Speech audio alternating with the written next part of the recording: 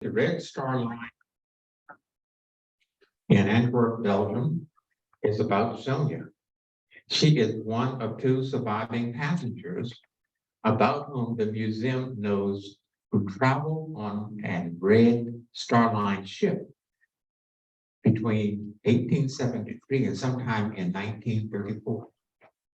Sonia lives in Sarasota, Florida, where she is a feminist activist, a writer, a public speaker. She is the author of a memoir, Eat First. You don't know what they'll give you. The Adventures of an Immigrant Family and Their Feminist Daughter. The title of Sonia's presentation this morning is My Friend and Colleague, the Reverend Dr.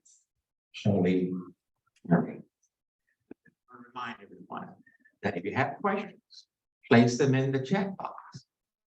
And those of you who are here, just raise your beautiful hand. Ladies and gentlemen, I present to you Sonia Pressman Fuentes. Good morning, and thank you, Harold. I'm here to talk to you about the Reverend Dr. Paulie Murray, but I'd like to make some comments about Asala first, since this talk is open via Zoom to non-Asala members and is also being recorded. My friend Rana Bazzini, who's with us here today, has talked to me about Asala for many years. My friend David Harrelson, an officer of Asala, recently shared some information about Asala with me. First of all, it is a national organization, and the initials stand for Association for the Study of African American Life and History. Asala is the largest Black history organization in the United States, and the Minnesota chapter is the largest chapter in the United States, with some 450 members. I find that very impressive, and I'm honored to be talking to you this morning. I'm going to start by showing you some pictures of Paulie so you'll know whom I'm talking about. The first picture was taken in 1970 in my apartment in Arlington, Virginia, at a party to celebrate my engagement. I'm in the center of some of the pictures. Paulie is to my right, and Dr. Bernice Bunny Sandler is to my left. Bunny was an education expert whose feminist activism led to the passage of Title IX of the Education Amendments of 1972, the federal policy that mandates sex equity in educational institutions that receive federal monies. The rest of the pictures will be shown to you by Harold Young, first vice president of Minnesota, Asala.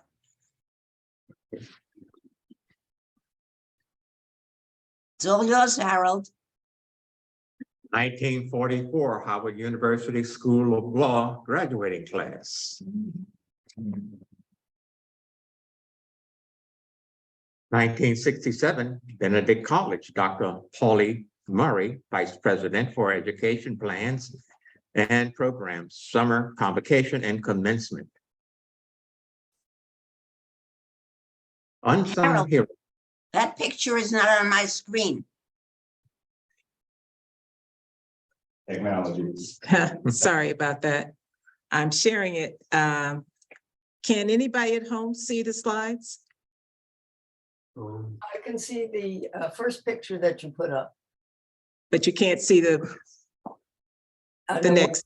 Yeah, what's on my screen now is the large one of Sonia with Dr. Paulie and that other lady whose name I did not get. And then it says School of Law, Howard University, with a circle around, and that's what's on my screen now. That's Okay. what's on my screen too, and it's 3 pictures. Yes. Can we get the others, or should I go along? No, we will finish. There we go. 1977, first Black woman Episcopal priest. Uh-huh. There's another picture. And a final picture. Okay. Sonia, Yes, you may. I've been giving talks for over 50 years. I've been giving talks for over 50 years, but I don't know how to talk to you about Pauli Murray. She was such an outsized personality and a force of nature. That's why I prepared a handout for you that Harold Young was supposed to have distributed this morning. I don't know whether that's happened. Have you all gotten a handout? Absolutely. Okay. You will need to read about Paula yourselves in books she and others wrote, and see the documentary film about her on Amazon Prime. And if you look carefully, you can see me in that film. But I can tell you some things. Pauli was an attorney, a college professor and administrator, a crusader for the rights of minorities and women, a co-founder of NOW, the National Organization for Women, an advisor to Eleanor Roosevelt, Thurgood Marshall, and Justice Ruth Bader Ginsburg, a prize-winning author and poet, a priest, and a dynamo. She was a freedom rider in the early 1940s and was arrested for protesting segregated seating on interstate buses. She practiced law in New York City, was a senior lecturer at the Ghana School of Law in Accra from 1960 to 61, a vice president of Benedict College in South Carolina from 1967 to 1968, and a professor at Brandeis University in Waltham, Boston, Massachusetts from 1968 to 1973. She had many firsts in her life. She was the only woman in the June 1944 graduating class at Howard University Law School, where she was first in her class. She was the first African-American to be awarded a Doctor of Juridical Science degree from the Yale University Law School. She was the first African-American woman to serve as Assistant Attorney General of the state of California, and the first African-American woman to publish a lead article in a law review of an American law school, the University of California Law Review. Pauli was a small Black woman with Black, white, and Native American ancestors. She was born in 1910 in Baltimore, but raised in Durham, North Carolina. She became the first Black Episcopal woman priest in the United States and was sainted by the Episcopal Church in 2021 after her death.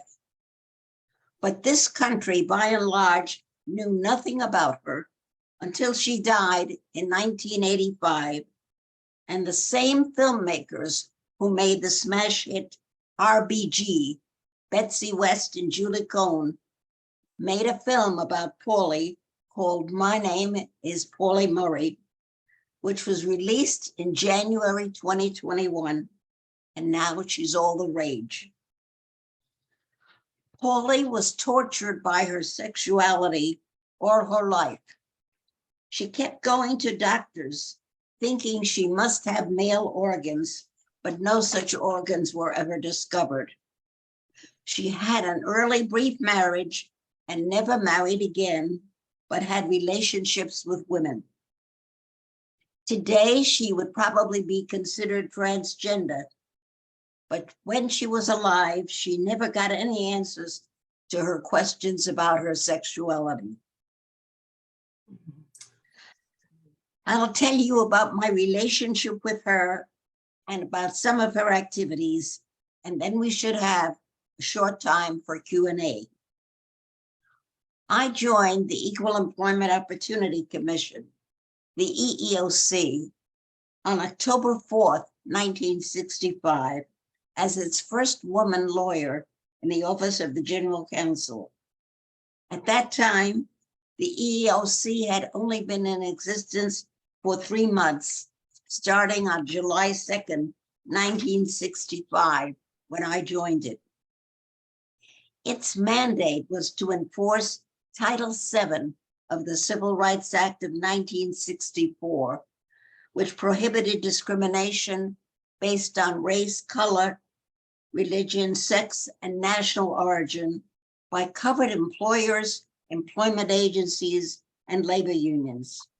Later on, a prohibition against age discrimination and discrimination because of disabilities was added to the EEOC's responsibilities. Title VII was passed as a result of the movement for Black rights in this country, but shortly before its passage, a segregationist congressman from Virginia, Howard Smith, made a motion to include sex discrimination in the act. His motives for doing so were not clear, but the act passed with the prohibition against sex discrimination in it. In 1966, I became one of the co-founders of NOW, the National Organization for Women, and so did Paulie. There were altogether 49 founders. I don't know when Paulie came to the EEOC, perhaps in 1966, but she came as a consultant, not an employee. She worked for Charlie Markham, head of the research department at the EEOC. Charlie also came from Durham, and I guess that's the connection that led to her being hired as a consultant in the research department. Paulie and I became friends at the EEOC. At one point, the powers that be almost made Paulie general counsel of the EEOC. I was amazed when I heard that because I knew her only as a consultant in the research department, and I couldn't understand why she was about to be offered the general counselship. But then the White House learned that she had been associated with left-wing organizations in her youth. Thereafter, in an act attesting to the continued existence of McCarthyism, she was not offered the job of general counsel. Instead, she was offered the position of deputy general counsel. She turned that down, saying that if she was a threat to the United States as a general counsel, she'd also be a threat as a deputy general counsel. Furthermore, Paulie never liked being second in command. She always wanted to be first. Paulie left the EEOC in 1966 or 1967. And from then on, whenever I thought she was settled in a position, she left it. She served as a vice president of Benedict College in South Carolina, and then joined the faculty of Brandeis University in Waltham, Boston, Massachusetts. When Brandeis wouldn't grant her tenure, she fought their decision, won, and then left Brandeis. Then she told me she was leaving the law and going to study for the Episcopalian ministry. I was stunned. The Episcopal Church did not then accept women. But off Paulie went to study at the General Theological Seminary when she was over 60, and she became the first Black Episcopal woman priest in the United States. Thereafter, she never had a pulpit of her own, but she performed various ministerial duties. One of my favorite encounters with Paulie involved a pin that had belonged to a suffragist named Betsy Graves Reno, whose paternal grandfather had been Chief Justice of the Michigan Supreme Court. Ms. Reno was in the first group of silent sentinels arrested on July 14, 1917, for picketing the White House for suffrage. 5 months later, at a mass meeting at the Belasco Theater in Washington, D.C., Miss Renault was one of a large group of suffragists who were honored for serving time in the D.C. jail or the Occoquan workhouse in Virginia. Occoquan is today known as Lorton. Catherine Houghton Hepburn, a member of the National Woman's Party board and the mother of the future actress Catherine Hepburn, pinned a silver pin on each of these suffragists. This pin, a tiny replica of a prison cell door with a chain across it, was known as the Jail for Freedom or Prisoner of Freedom pin. It had been designed by famous suffragist leader Alice Paul and was based on the Holloway brooch. That brooch, designed by Sylvia Pankhurst, had been given to British suffragists who were jailed in London's Holloway prison. Alice Paul herself had been jailed in Holloway and given a Holloway brooch. Miss Reno, who was white, went on to become a distinguished painter of African-American leaders. Pauli Murray met her at Howard University, where Miss Reno was completing an oil portrait of the university's president, and Pauli was a law student. They became friends, and when Ms. Reno died, her daughter Marie gave the pin to Pauli as a memento. It became one of Pauli's most cherished possessions. After Pauli had kept the pin for a while, she began the tradition of giving it to a feminist, who was then to keep it for a time and then pass it on to another feminist. By 1980, the pin had been given to Eileen Hernandez, the first woman and the first African-American woman commissioner at the EOC. It had been given to Elizabeth Duncan Kuntz, the first African-American woman director of the Federal Women's Bureau. It had been given to Catherine East, who held senior staff posts with every Presidential Advisory Commission on Women from 1962 to 67.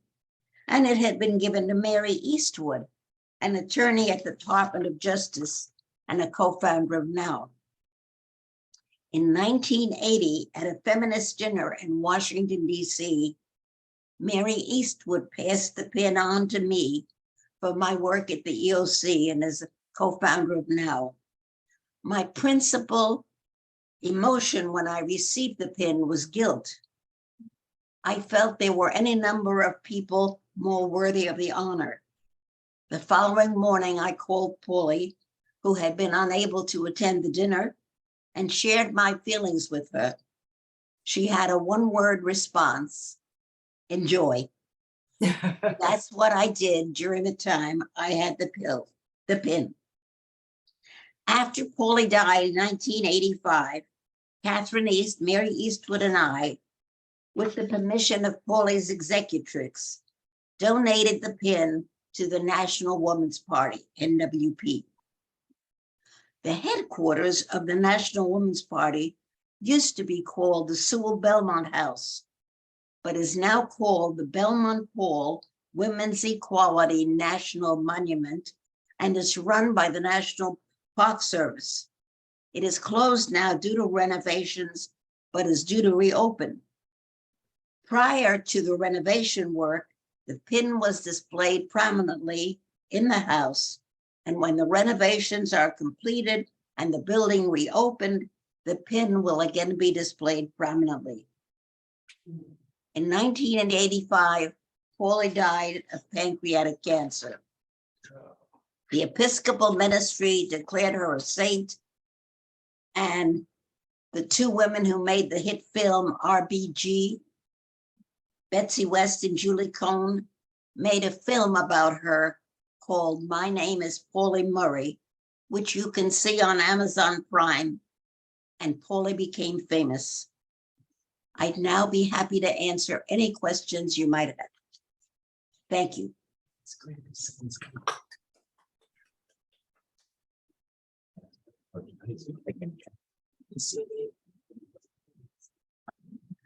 Are there any questions? If so, would you place them in the chat? Any questions in the room?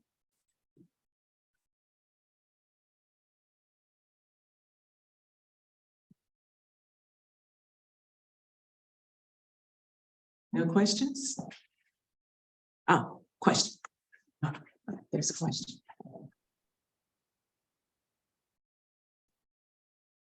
Good morning.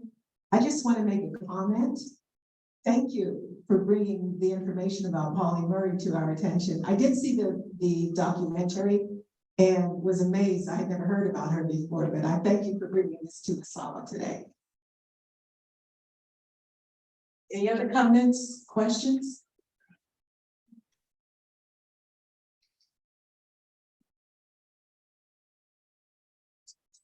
There being none, let's give Sonia Pressman Fuentes a round of applause.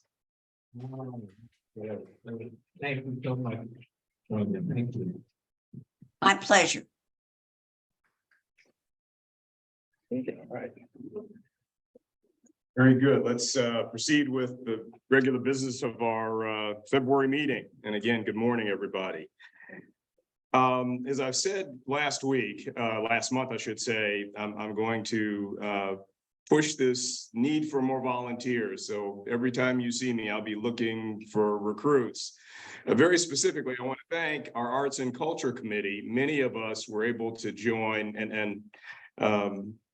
the Hermitage Minnesota Sala collaboration at Fogartyville, and I thank Paul Tolliver for that. I know Paul could use some extra hands, so he's recruiting. I'm recruiting on his behalf. But it was a fun evening.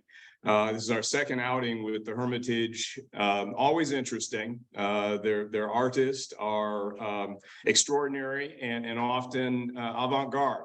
But that's good for at least my old mind to be challenged with something new. Certainly, the weather was certainly better than our first Hermitage outing. Some of you remember.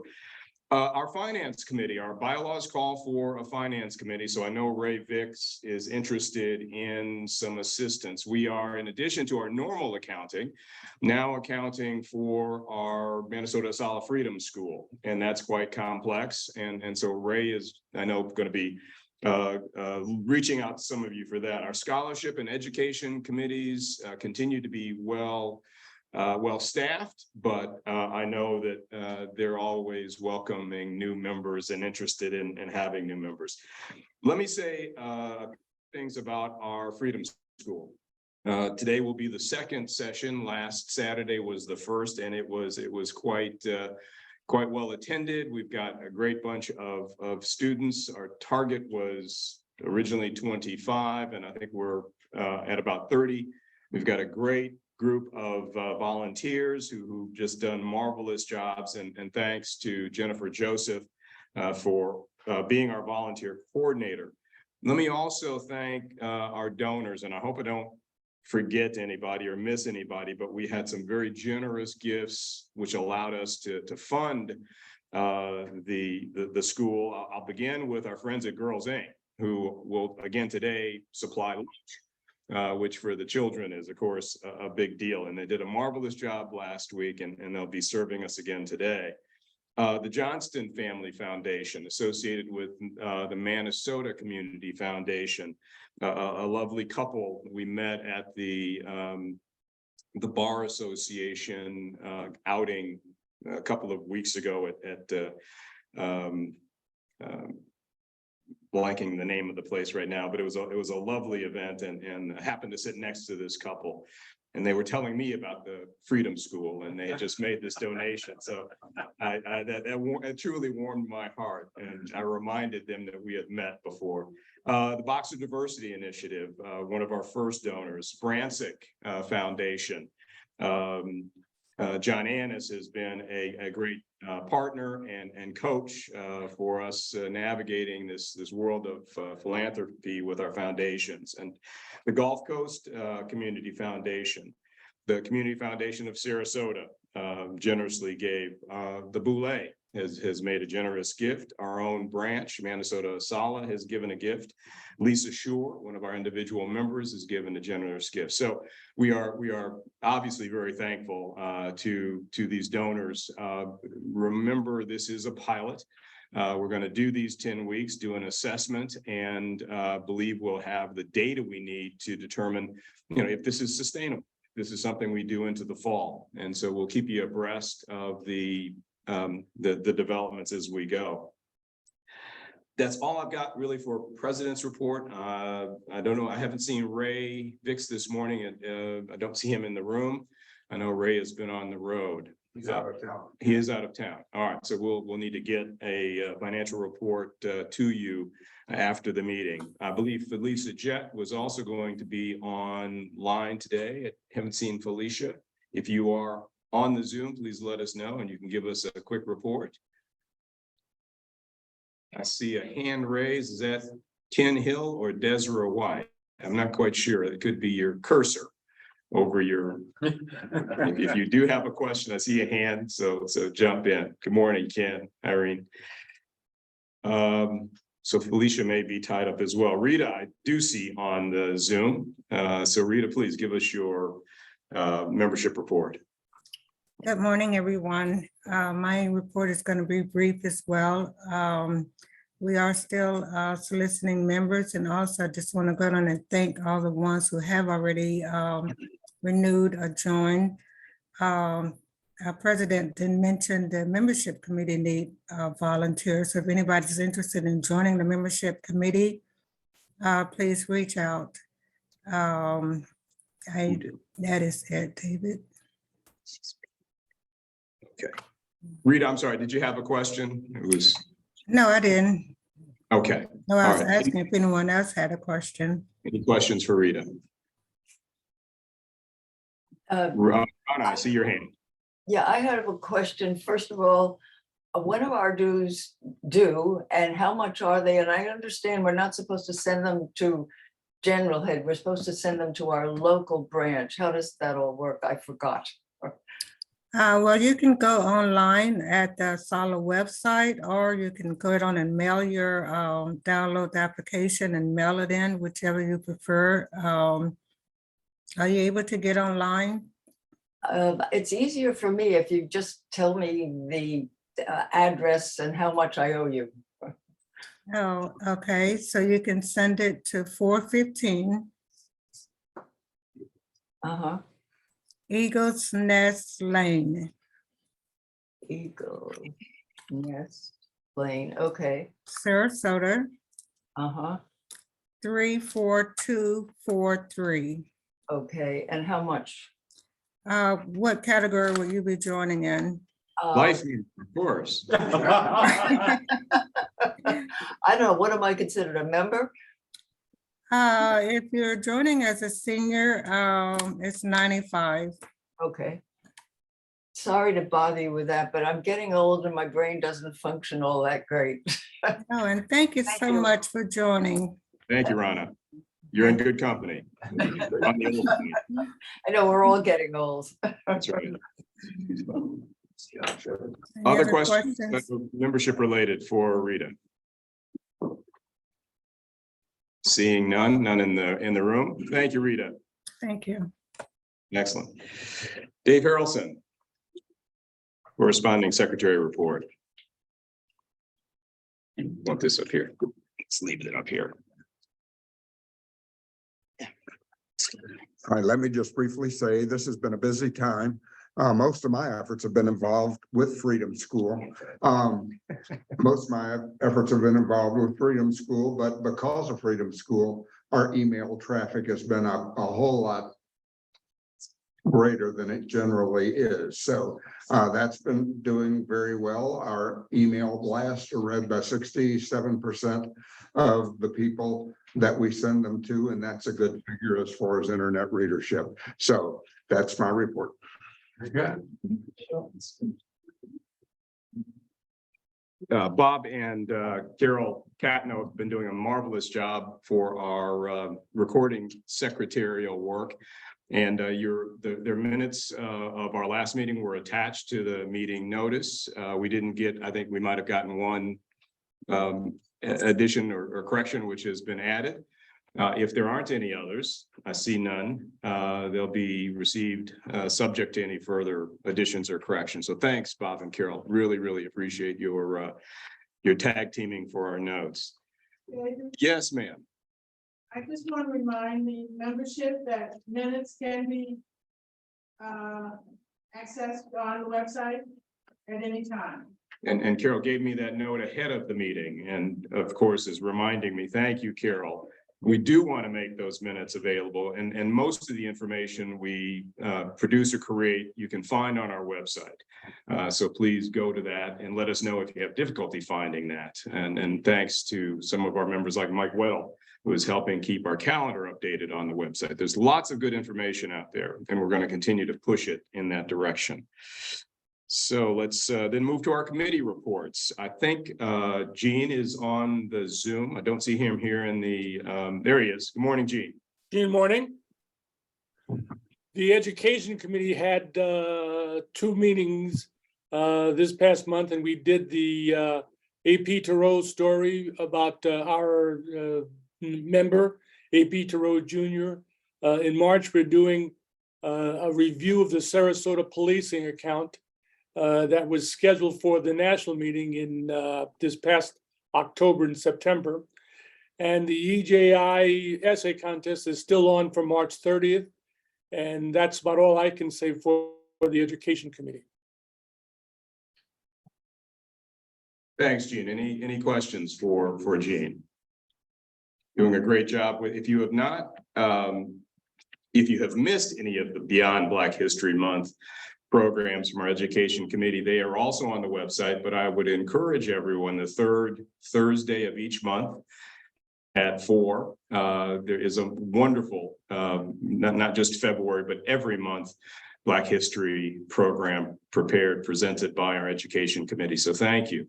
I see Harriet is in the house for our Scholarship Committee. So I'm going to hand the mic to Chair Harriet. Okay. Good morning, everybody. Our committee of 8, we're working so hard to review these applications. There's a bumper crop this cycle of 24 that came in at the deadline. And so considering that they're about 20 to 25 pages long each, we have a lot of reading and we're all responsible for scoring these applications. And so we have our work cut out. We are going to be interviewing all of the applicants throughout March. Let's see, I think there are five dates that we have set up with 3 hours for each date. So we're working hard. And so we just want to say thank you so very much for continuing to support us with the Phyllis White Fund and the 360 Fund, because it's needed to help our program. But we're going to be proud of all of these students, and they're wonderful, wonderful kids who need our help. So thank you. Okay. Thank you, Harriet. Any questions on our Scholarship Committee? I see Ken's hand. Yeah. A real hand, not that electronic Yes. one. I'm sorry, I'm not technically savvy. I'm trying to trace a donation made to the 360 program made back in December. And David, I tried reaching you by email. I just need confirmation for tax purposes. And I'm doing my taxes now. I will be for the next month and a half, I guess. But I would like to have that if indeed it received it, because it was mailed directly to you, David, as the president. I know you might have shipped it elsewhere, but it was designated for the 360 program specifically. Ken, we will, and when you say mail to me directly to my home or to our PO Oh, box? to the post office box, to the post. Okay, because if it's mailed to my home, I'm spending it. But as you said, Marion, still good. If it's gone to the PO box, we will track it and report back. Okay, I appreciate that. I don't want to get I don't want to get in any problem with the tax people. Came directly out of my retirement. Oh, fine. All right, we will track it. I'm looking for being generous and getting tax relief as well. All right, very good. Thanks, Ken. Any other questions? Any other checks coming to me? All right, seeing none, we'll invite Paul, our Arts and Committee Chair, to report on his very vibrant program. Thank you, Mr. Chair. I will be very brief. I want to add my thanks to all of those who came to the WSLR Fogartyville Community Media and Arts Center for the program, the joint program with the Hermitage on Thursday. Appreciate it. Like David said, it was very interesting, exciting, sometimes a little adult, but yes, quite exciting. Thanks for showing up. There is another event at the WSLR Radio. I think they will be talking to a number of community leaders about our great state and this world. And I think David's going to be speaking. What day is that? On the Brian Jones Show. Brian Jones, is that date set yet? Tonight. Oh, tonight. So tune in, catch our esteemed chair. One just other thing, I do want to personally thank one of the Beyond History guest who's in the room, Alex A.P. Turo, who was on it this month as well, talking about his history in Louisiana. And being the son of the legendary A.P. Turo, who was part of the Plessy Ferguson trial. And I think he also had a statue you just rededicated in New Orleans a few months ago. So thanks for being a part of the South and being here today. And then finally, just to remind you, there are a number of events going on this month, and I'll give Mike and Dave what I have that are not necessarily as solid related, but a lot of festivals. I know today we have an arts festival downtown, a blues festival downtown Sarasota. Next week, we have the Alvin Ailey Dancers online on Tuesday night, part of AARP show. I think it's free, but I'll send that to the connection, the link for those of you who might want to come in.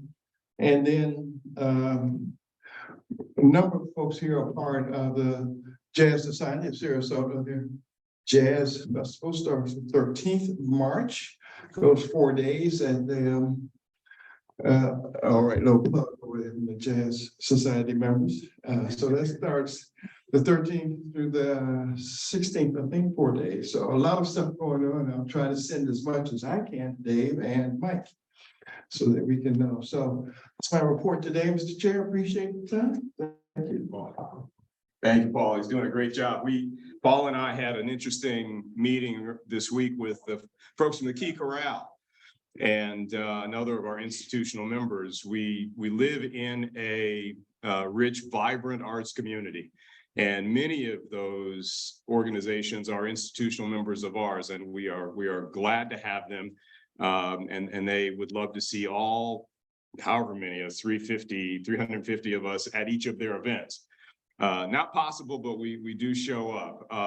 I think the upcoming Key Corral event is a tribute to the Queen of Soul, Aretha Franklin. So you're going to have a Key Corral with 3 voices doing the range, of course, of the Queen. I think 300-400 in the corral, so it'll be a marvelous collaboration with West Coast Black Theater. So again, watch for those. They'll be in our newsletter, and I'm sure we'll put out some specific information on that. Those are our committee reports. Anything from our members at large? I see Mike here, and I don't know if Fred's on, but our members at large, people often ask, what do the members at large do? Well, they do whatever we ask them to do. They're wonderful partners and board members, and we couldn't do what we do without them. I know Bo Bell is on, and he's got to get away to another meeting. So Bo, if you'd share our good and welfare report, please. Good morning. Can you hear me okay? All right, I got the mic. Go, Bo. Anyway, I am sad to report that we lost a member a couple of weeks ago, Ambassador James Joseph. We did send his family a condolence card and would ask that you keep Ambassador Joseph's family in your prayers. Good news is Lois Watson is having a birthday tomorrow, which is the 26th of February. I'm sure she would appreciate any greetings that you would be willing to send to her. Her email address is still the current one that's listed in the on the website. My final report concerns the need for committee members. I do not need any members to be on my committee. However, I do need help. And the help that I require would be information. If you are knowledgeable of one of our members that has an illness or has made a transition, please inform me. My email address is on the website. And that's the end of my report, Mr. President.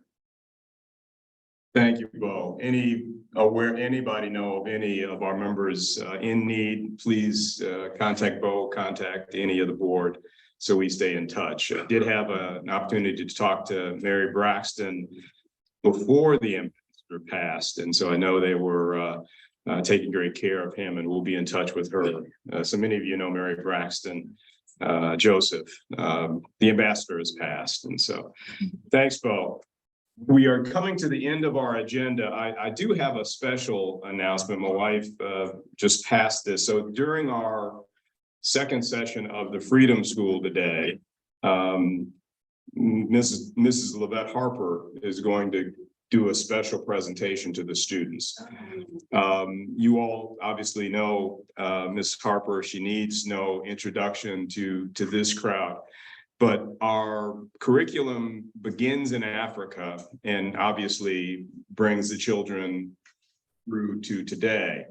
And I couldn't think of a better intro to Africa, to ancient Africa, to contemporary Africa, than to have Ms. Harper speak to the children. So at noon today, we hope to get started right about that time when they're into their lunch, and we're going to give her the time she needs. I'd like to invite all of you to come, but I'm not going to do that because we are in the small meeting room, and that is going to be reserved for the children. If you'd like to stand outside and look through the window, you're welcome to do that. But this is the school for our children, and we're just excited that she feels up to this very, very unique opportunity for our kids. So we welcome Mrs. Harper at school today. Let's see any new business. Need to look any items that we have forgotten. I do see a hand raised, but again, I don't know if that's somebody touching their mouse. If anybody has an item of new business or a question, speak up. All I can see is that hand. Yes, Mike. I have a question. Mike Weddle. I have not seen media coverage yet of the Freedom School. At some point, friends, neighbors, may see things and have questions. Can you tell us what to expect in terms of what's coming? So we published a press release last Saturday. We were careful leading up to last Saturday for obvious obvious reasons. We had met, I think I mentioned to the board that we met with the sheriff's department. We anticipated the possibility of interference, maybe the Proud Boys parking their bus out front. That didn't happen. And so we held off on any press availabilities until last Saturday. I've done 6 interviews, and again, we'll be with Brian Jones tonight on his show. If anybody has questions, obviously they know how to reach us. This is our intention is to teach our history to our children. That's our focus. And if the press should be interested, they know how to reach us as well. Okay, good question though, Mike. Any other questions? Old business, new business? We wanted to finish this meeting early and we are moving in that direction. Yes, Paul. I wanted to note that people know I sent you a cartoon that was published about Florida history being smuggled into state of Florida, which we have to. That was in the New York Times. All right, so and the cartoon that Paul is making reference to is one of the best I've seen on the subject of the current state of education in Florida and the book banning. I think appropriate, we'll put that maybe in the lead piece for our up next newsletter. It is superb. Thank you, Paul. Yes, ma'am. I'm Carlotta Webb, and I'd like to introduce. Carlotta, hold on. I want to get this. Ms. Webb has an announcement and an introduction of a new member, I think. I'm Carlotta Webb, and I brought a friend that lives in my community, and she would like to make a brief announcement about a program that she is involved in and that you all might be interested in and might be able to help with. Thank you. Thank you very much for having me. Welcome. I want to join, by the way. This is great. Nice being around nice people. Okay, the program that I'm developing is coming out of Minnesota, and it's a project that we'd like to fund. There are almost 120 women who were locked up by the Department of Justice in the state of Florida who live in Bradenton. Did you know that? And these are women that have served a lot of their sentence, and they have a few more years to go before they are released. They're released, basically, I did a survey about 3 weeks ago of all of the women there. And the women, most of them don't know anyone in this area, and yet they're going to be living among us when they get their freedom. Most of them have children. They have a lot of concerns about where will they find housing, with good reason. And they have part-time jobs at this time, but half of their money is taken by this private agency called the Bridges of the Bridges, which is basically a private agency that houses the women and receives half of their pay. They also are required to pay out of their meager income a small fee to the state for the victims fund. So these women are not making very much money, although they are working. Okay. So when they are released, most of them have nowhere to go. They have really no resources, and many of them have children that they want to reconnect with and take care of. So this project that we are creating, I don't want to take much of your time, but what the program consists of is while they're still incarcerated, we would bring courses in. We would have a support group for the ladies that are closest to being released. We would have a course in financial planning. We would have a course that will be provided for them on reconnecting with their children and their spouses in some cases. And when they are released, we have lined up scholarships for them to go to technical school. Manitoba. What is it? Manatee Technical. Manatee Tech, okay. And we have funding for them to receive their books and tools for whatever they go into. So what we're looking for now is just funding to put this program, formalize it and bring it together. And we would like this to become a permanent program for this area. These are people that are the least supported of people in the United States. Women are a larger and larger percentage of our prison population, and they are the least served. That's what I'm about. Thank you. Your name, we didn't get your name. Dr. Sheila Van Ness. Van Ness. Thank you very much. Please get us information on that. And then Marion behind you, Bob. Yes, I would just like to introduce Walter Young, a prospective member of ASALA. He's the brother of Andrew Young, and he's got tons and tons of historical information for us about the civil rights movement and so on. And hopefully over the years, we'll be able to do that for us. We've got our eye on Brother Young. Welcome, welcome. Thank you. Other questions? All right, then if I see none on the Zoom. All right. Chair will entertain a motion to adjourn. So second. All in favor of leaving? Everyone have a wonderful day. Thank you. Yeah, meeting early in the end of the meeting. Thank you very much. Yeah, well, Sister Fuentes was sure. Yeah. Only 15 minutes.